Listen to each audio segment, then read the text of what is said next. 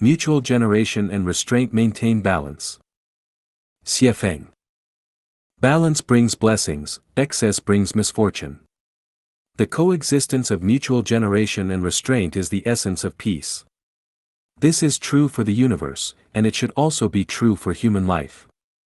I have studied the 5 elements theory, and was once fascinated by fortune-telling for others. I discovered that the ancient Chinese wisdom is profound and mysterious. What is often dismissed as nonsense and superstition by the secular world actually contains the crystallized wisdom of our ancestors, who deeply studied the laws of the universe and the trajectory of life's blessings and misfortunes.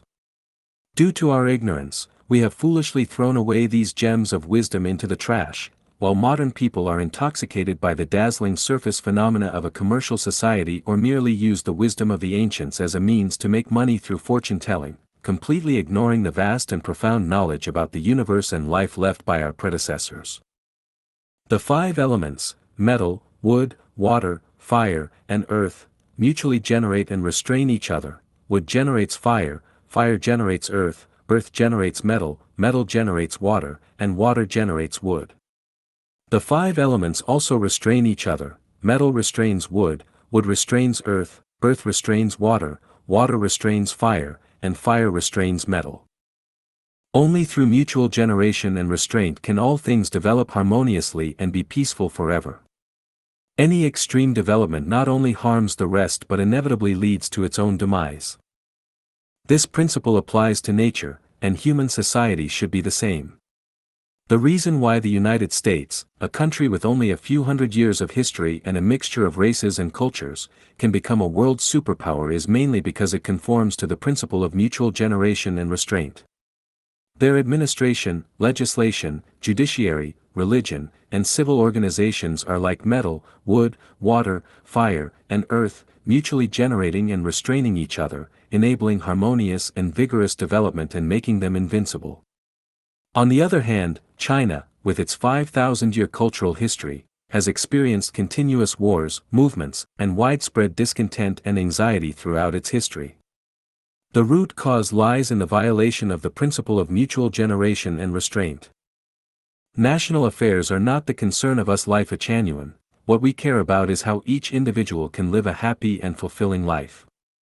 From the 8 characters fortune-telling, I have glimpsed some mysteries.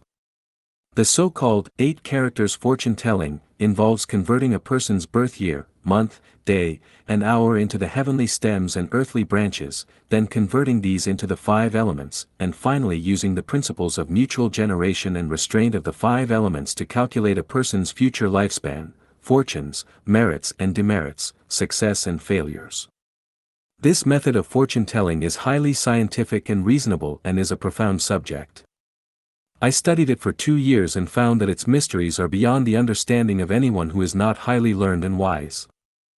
Mechanically fortune-telling is undesirable, but what is desirable is to provide timely guidance based on each person's 5 elements.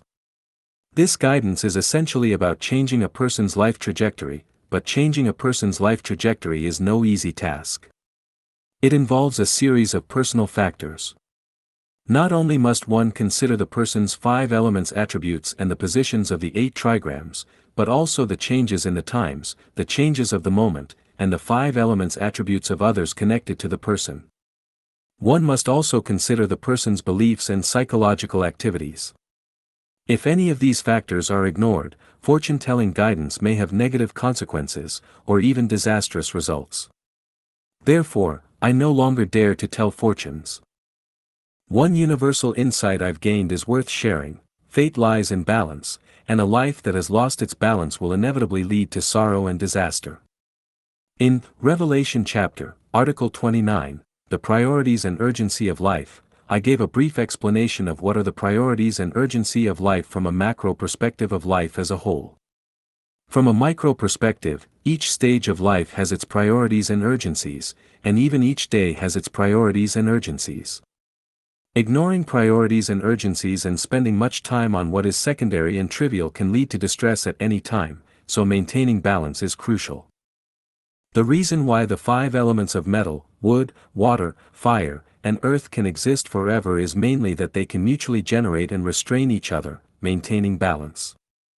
Balance is perfection, smoothness, harmony, and the law for the permanence of life. If a person's five elements attribute is mountain fire, and if their relatives have a predominantly fire attribute, and they live in the southern part of the country, this indicates that the fire element is too strong. If they encounter a fire year, fire month, fire day, or fire hour, the fire will inevitably burn fiercely. The external manifestation could be illness, disaster, or even sudden death, unexpected misfortunes such as illness or car accidents. At this time, traveling to the north to visit relatives, or being with a few people whose five elements attribute is water, especially those whose attribute is heavenly water, can alleviate the severity of the situation. Giving flowers, crops, and trees the right amount of water will make them grow well, but soaking them in water will inevitably drown them. Therefore, more is not necessarily better, moderation is best. People generally resent those who restrain them, wishing to destroy them. A powerful and corrupt person hates party discipline, hates media interviews, and hates the freedom of speech of the common people. They see the factors that restrain them as enemies, and the inevitable result is that they will fall when they are at their peak. Aside from emotional factors, parents, spouses, children, etc., are the restraining factors on a person's path of cultivation. But it is precisely these restraining factors that prevent a person from going to extremes and from going mad. Attending school, working, and participating in social activities are also restraining factors on the path of cultivation. These restraining factors provide us with opportunities for cultivation and excellent opportunities for insight. Good fortune hides within bad, and bad fortune lurks within good. Appropriate help or harm to others is beneficial, while excessive help or harm will lead to disaster. Conclusion: when the direction is right, every step is an elevation. Metal, wood, water, fire, earth, mutually generate and restrain each other. As for the myriad affairs of life, one should go with the flow but never go to extremes.